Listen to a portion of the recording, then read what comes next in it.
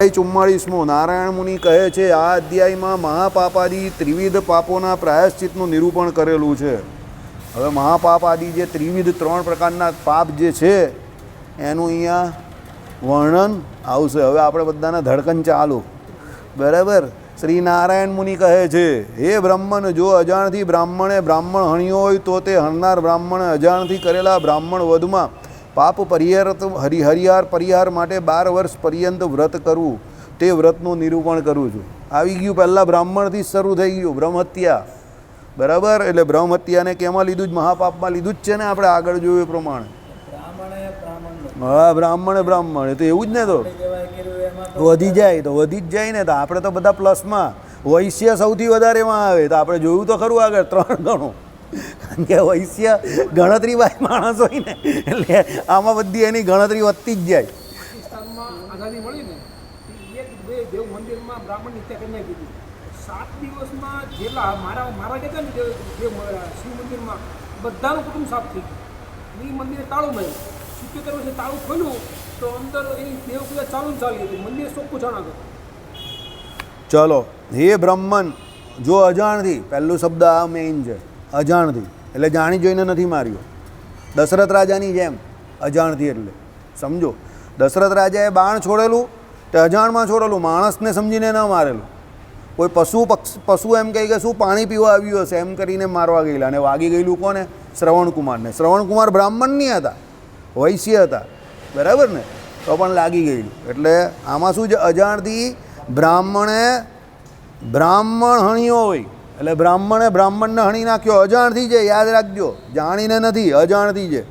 તો તે હણનાર બ્રાહ્મણે અજાણથી કરેલા બ્રાહ્મણ વધમાં પાપ પરિહાર માટે 12 વર્ષ પર્યંત વ્રત કરવાનું છે. કેટલા વર્ષ? 12 વર્ષ. એટલે અત્યારથી શરૂ કરે તો 2036 સુધી ચાલે, બરાબર. તે વ્રતનું નિરૂપણ હવે કરે છે ભગવાન. ચાલો, પોતે હણેલા બ્રાહ્મણનું કપાળ એટલે માથાની ખોપરી અથવા તે ન મળે તો બીજા જે કોઈ મરેલા બ્રાહ્મણનું કપાળ પોતાના કર્મ પોતાના દોષ સૂચવવા માટે ધારણ કરે. હા, ખોપરી. પહેલાંના સમયમાં છે ને, હવે આપણે અત્યારે બધા બહુ એક શિષ્ટાચારવાળા સમાજમાં રહેતા થઈ ગયા ને, એટલે પહેલાંના સમયમાં અમુક પ્રાયશ્ચિત જે કરવાના હોય ને, એમાં શું હતું ખબર? પહેલાં જે સ્મશાનમાં મરી જાય પછી જે ખોપરી બચેલી હોય ને, એ ખોપરીને ધારણ કરવાની તમારે. એટલે જે એવા ખોપરી લઈને ફરતા હોય એ સમજે, લોકો એને ઓળખે કે આ બહુ પાપી માણસ છે, એટલે એનાથી દૂરથી જાય. એટલે પેલાને ગિલ્ટી ફિલિંગ થાય. ગિલ્ટી ફિલિંગ એટલે હું ગુનેગાર છું એવું એને ભાવ થાય કે પેલી હાથમાં ખોપરી હોય ને, અને બીજા લોકો કહે કે આને બહુ મોટું પાપ કરેલું છે એટલે હાથમાં ખોપરી લઈને ફરે છે. આ પહેલાંની રીત હતી આવી. પછી અહીંયા કપાળ ઉપર દામ દેતા હતા. એ દામથી 2 રીત. એક તો એને દામ દીધો એટલે એને એના નિશાન દેખાય, અને બીજા સામેવાળા લોકો એને પાપી માને, એટલે એનાથી પેલાની ઓળખાણ થાય કે આ પાપી છે. એટલે લોકો કે એવી રીતે, એટલે એને વધારે વસમું લાગે, એટલે દામ દે.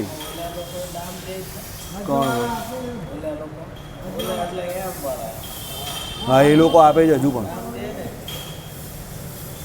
આપે છે.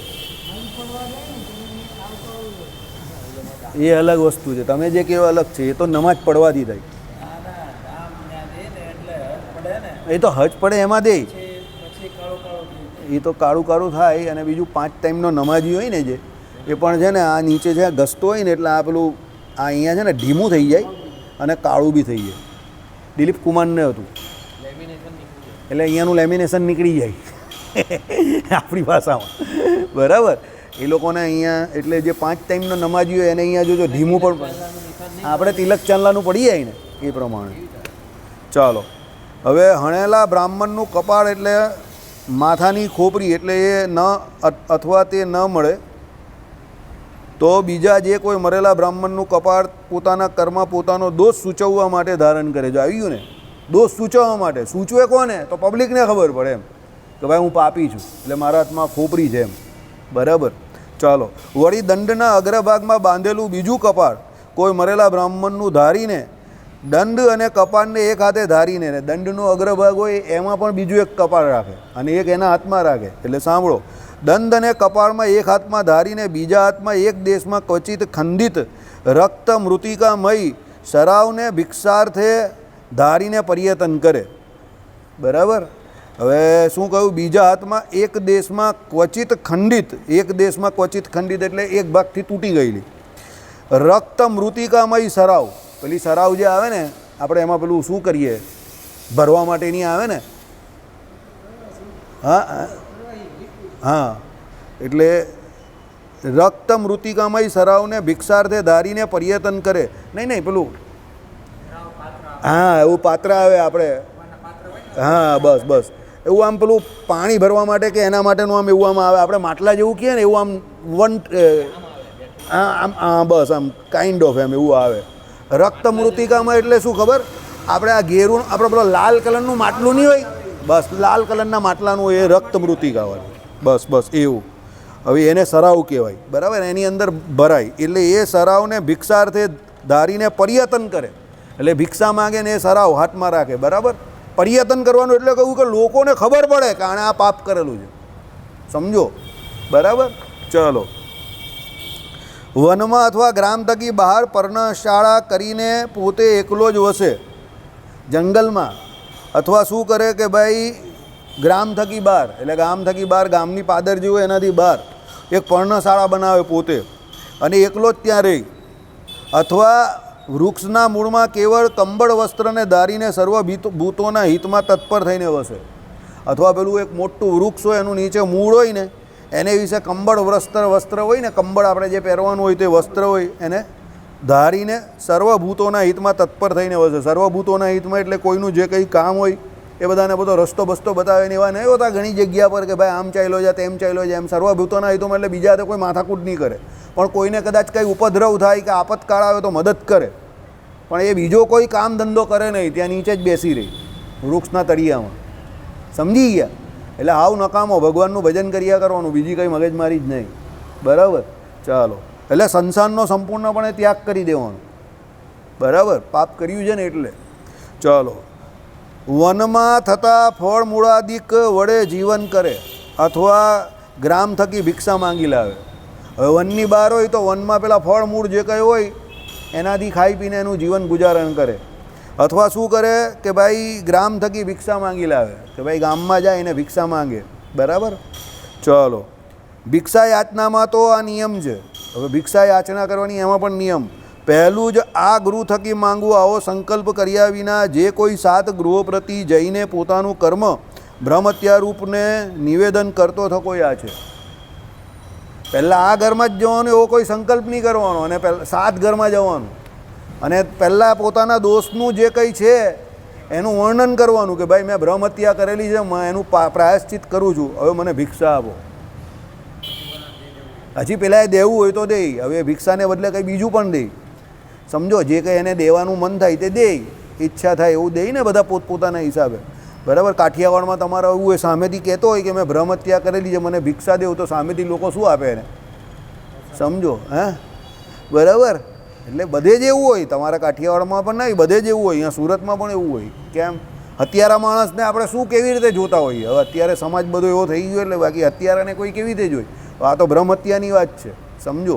ચાલો. સ્વસ્થાનમાં આવીને ભિક્ષા પ્રાપ્ત એક જ વાર જમે, 2 વાર જમે નહીં. પોતે ભિક્ષા લઈને ગામથી આવ્યો, પછી પોતાના સ્થાન પર બેઠો, પછી 1 વાર જમવાનું, 2 વાર નહીં જમવાનું, બરાબર? જટાધારી થઈ સ્વધર્મનિષ્ઠ જીતેન્દ્રિય થઈ બ્રહ્મચર્ય વ્રતને પાળે. જટાધારી હો, જટાબટા રાખે લાંબી લાંબી, બરાબર?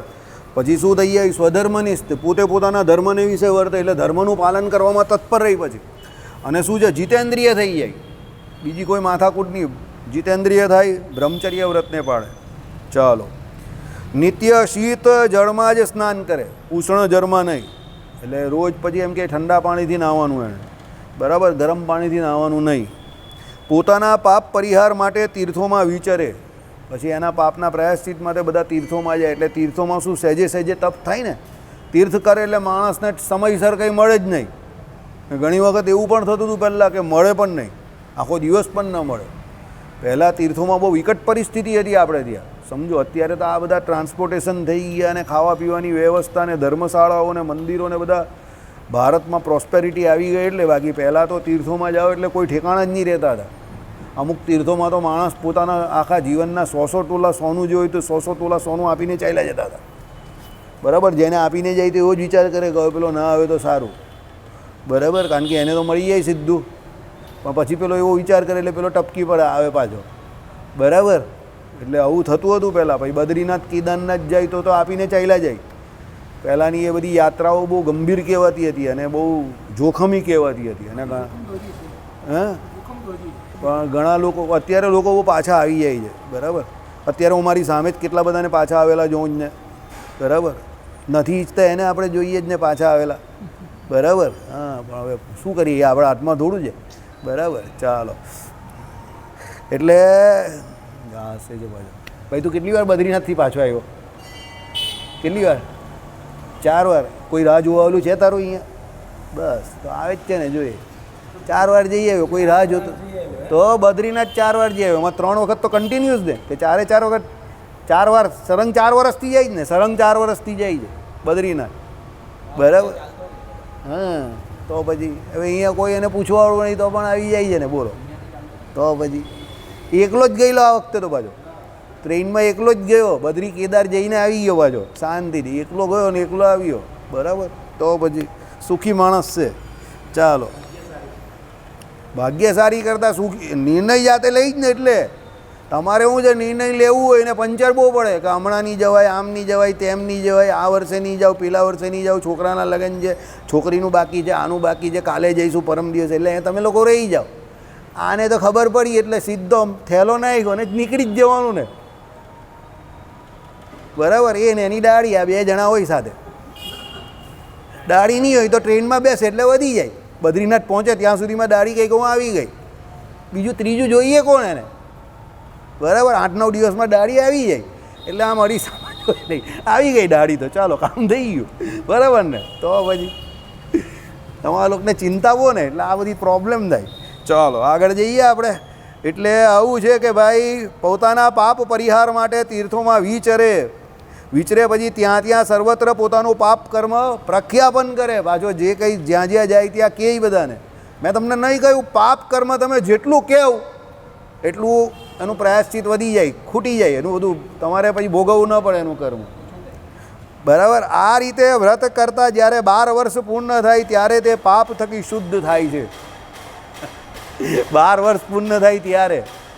બ્રહ્મહત્યા બહુ મોટું પાપ છે. બરાબર, એટલે બ્રાહ્મણ તમને કહું ને ગમે તેવો હોય, ગમે તેવો એટલે ગમે તેવો, ખાલી શરીર માત્રથી કથન માત્ર બ્રાહ્મણ હોય. શબ્દ યાદ રાખજો. શું કહ્યું? શરીર માત્રથી કથન માત્ર બ્રાહ્મણ. કથન માત્રમાં બહુ મોટો શબ્દ વાપરું છું. કહેવા પૂરતો બ્રાહ્મણ ખાલી. કોઈ નિયમ નહીં કરતો ભાઈ, ત્રિકાળ સંધ્યા નહીં કરતો, કે જનોઈના નિયમ નથી, કે ભાઈ બીજું જે કંઈ વિષ્ણુ ગાયત્રીનો જપ નહીં કરતો, કે ભાઈ મંત્ર કે જે કંઈ એના નિયમ છે તે નહીં કરતો, કે ભાઈ આપણે તમે કેવું કે કર્મકાંડ એનાથી તો 100 કોસ દૂર છે, અને બીજા જે કોઈ વ્યસન જે છે તે પણ બધા એનામાં છે. બરાબર, આપણે બધું માનીને ચાલીએ તો પણ આપણે એને શું કરવાનું દૂરથી? બસ આ રીત ગમી. શું કરવાનું? નમસ્કારમ. આપણે એને છેડવાના નહીં. સમજી ગયા? બ્રાહ્મણને દૂરથી નમસ્કાર. જય સ્વામિનારાયણ. કારણ કે શ્રીજી મહારાજે અને આપણા સર્વશાસ્ત્રોની અંદર સનાતન ધર્મના બ્રાહ્મણનું એટલું બધું મહાત્મય કહ્યું છે કે બીજા જે કોઈ છે એના માટે એ શરીરથી બ્રાહ્મણ છે, એટલે ભૂદેવ, પૃથ્વીના દેવ છે.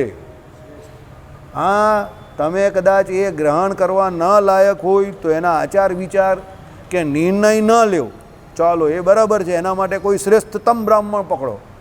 પણ બીજો કોઈ એને દંડ દેવાનો કે નિંદા કરવાનો કે ગાળ દેવાનો કે માર મારવાનો કે જે આમાં કહ્યું એવું તો કરવાનો કદાપી વિચાર કરતા, એને છોડી દેવાનો એને હિસાબે જ. બરાબર, આજે ઘણી વખત મેં આ સભામાં જ વાત કરેલી છે. 1998ની સાલ અને આજે 2024 થઈ ગયા, 26 વર્ષ થઈ ગયા. બરાબર, સંપ્રદાય ઉપર જે કંઈ જય સ્વામિનારાયણ થયું તે અત્યાર સુધી એ જય સ્વામિનારાયણની અસર છે. બરાબર, એ વ્યક્તિને અમે તો બધાએ જોયેલા જ, સારી રીતે જોયેલા, પણ એ નીકળી ગયા તો નીકળી ગયા. પણ આપણી ઉપર આજે આ એવી માથાકૂટ મોટી આવી ગઈ કે અત્યાર સુધી સંપ્રદાય ભોગવી રહેલું છે. 26 વર્ષ થઈ ગયા, કન્ઝિક્યુટિવ 26 યર્સ. બરાબર, ત્યારે જ કહેલું કે આનું પરિણામ બરાબર નથી આવવાનું. આ જેણે કર્યું છે તેણે, પણ આનું પરિણામ તો માથું જ આવશે. ને આજે એ પરિણામ બધા ભોગવી રહેલા છે, આખો સંપ્રદાય ભોગવી રહેલો છે. કેમ? એ એનો ભાગ ભજવે ને ભજવે જ.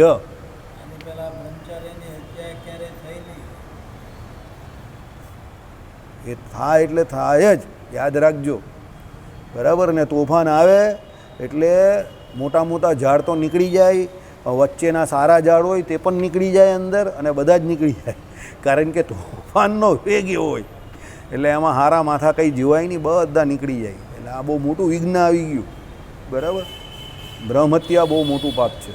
એટલે તમારા જે કોઈ સહકર્મચારી હોય કે બીજા એવા જે કોઈ વ્યક્તિ હોય જે તમને એવું લાગે કે તમને નડે છે, કે તમને એની જોડે કદાચ વ્યવહારે કરીને નથી ફાવતું, તો એને પણ દૂરથી સલામ, પણ છેડવા મગજમારી કરવા જવું નહીં.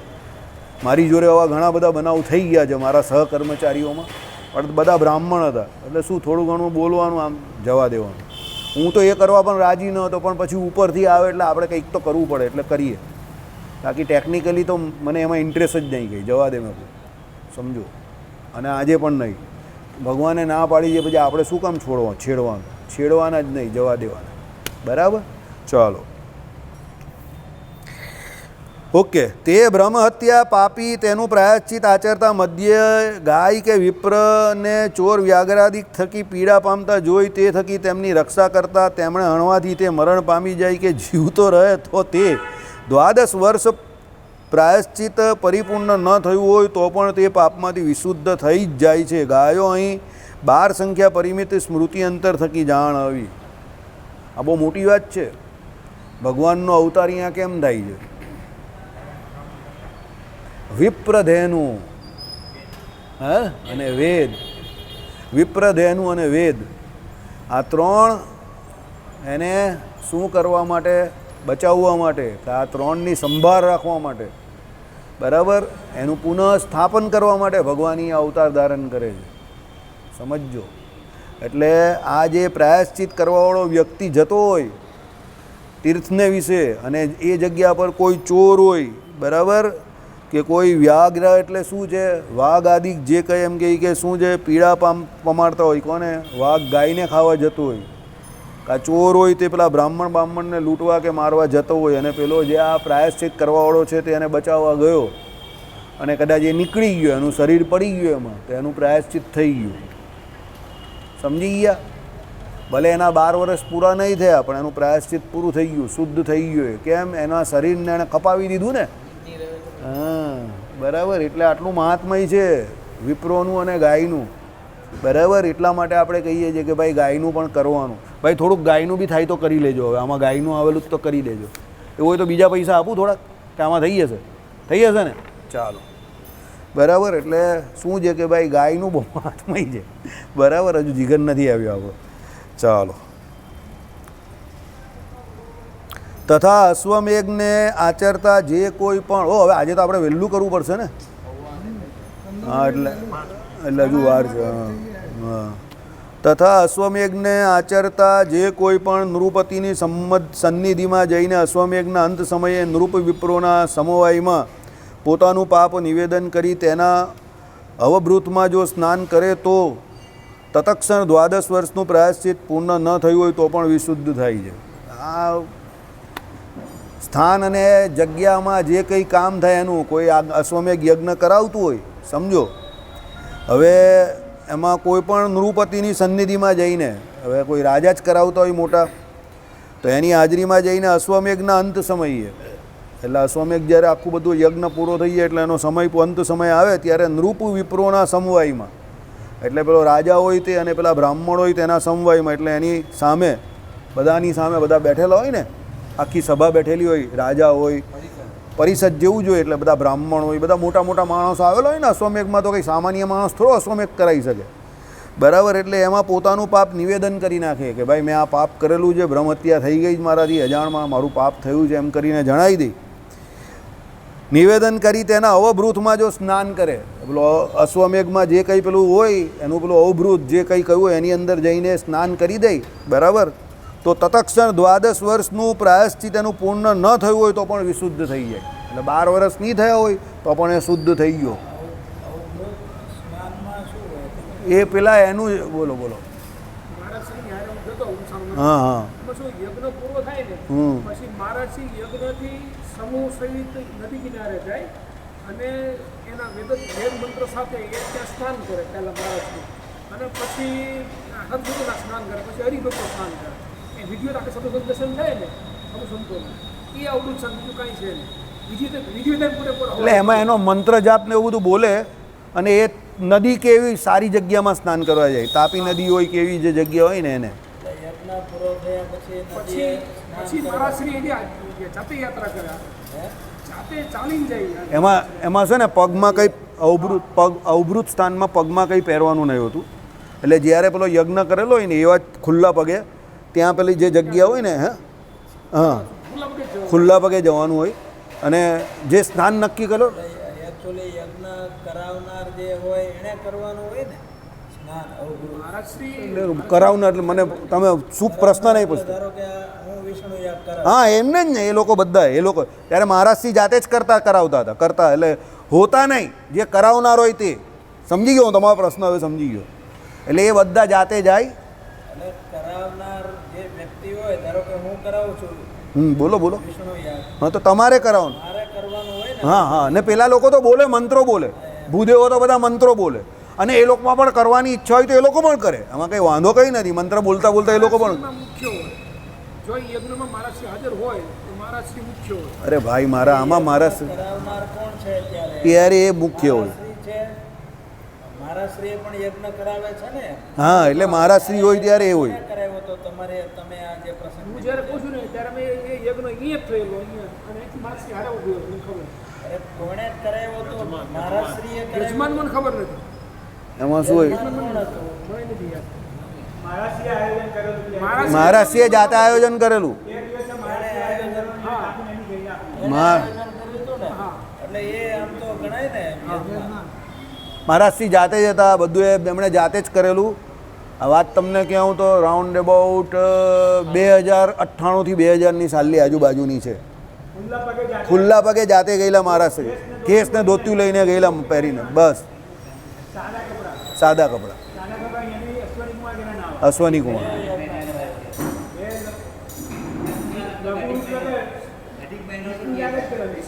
વિષ્ણુ યાગ હતો. અધિક મહિનાનો આખો મહિનો કરાવતો.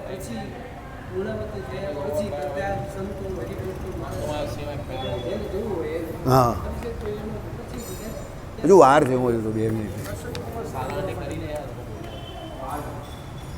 ચાલો.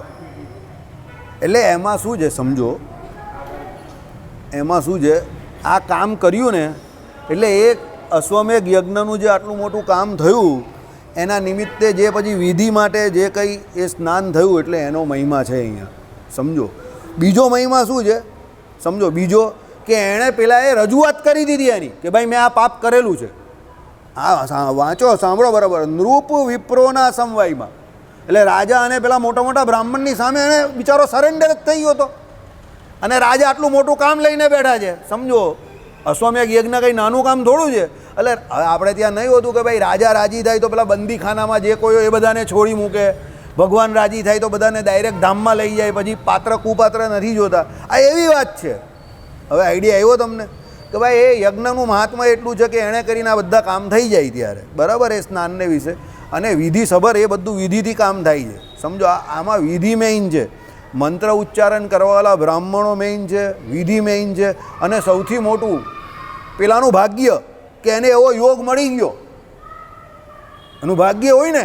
સમજો કે એણે જે કંઈ કર્યું પરમાત્માએ કૃપા કરી એની ઉપર કે એને અશ્વમેઘ યજ્ઞ દેખાઈ ગયો, એ ત્યાં પહોંચી ગયો સમયસર, અને આ બધું થઈ ગયું એનું કામ. એટલે એણે સ્વીકારી લીધું અને પ્રાયશ્ચિત કરી નાખ્યું એણે. બરાબર. એને થયું કે આમ તેમ કૂટાયા કરવું એના કરતાં અહીંયા આટલા લોકોને કહી દેવું તો સારું ને કે મારું પ્રાયશ્ચિત તો પૂરું થાય. બરાબર. એની બુદ્ધિ ટોટલી સુરતી જેવી હશે કે ભાઈ જલ્દી આમાંથી નીકળવા દે. સમજો, સુરતી હોય તો નીકળવાની જ ફિકરમાં હોય કે ભાઈ અહીંયાથી પહેલો નીકળતું, બીજી બધી વાત પછી કરજે. બરાબર. એટલે આ ટોટલી સુરતી જેવી બુદ્ધિ છે કે ભાઈ એટલી બધી મહેનત કરવીને માથાકૂટ કરવીને પ્રાયશ્ચિત કરવું એના કરતાં બેઠો લાભ મળેલો છે તો જઈને કહી દેવાનું, રજૂ સરેન્ડર જ કરી દઈશ સીધું, એટલે કાજે. અને ભારતમાં છેલ્લે અશ્વમેઘ યજ્ઞ કોણે કરાવ્યો? ગાયત્રી પરિવાર કરે એ ઘોડાને પણ મેં જોયું એ કરાવ્યો તો આપણે ગંગા કિનારે, અને એનો ઘોડાને મેં જોયો તો તમારા ઘરે તો છે. ચલો શ્રીપતિમ શ્રીધરમ સર્વદેવ ઈશ્વરમ ભક્તિ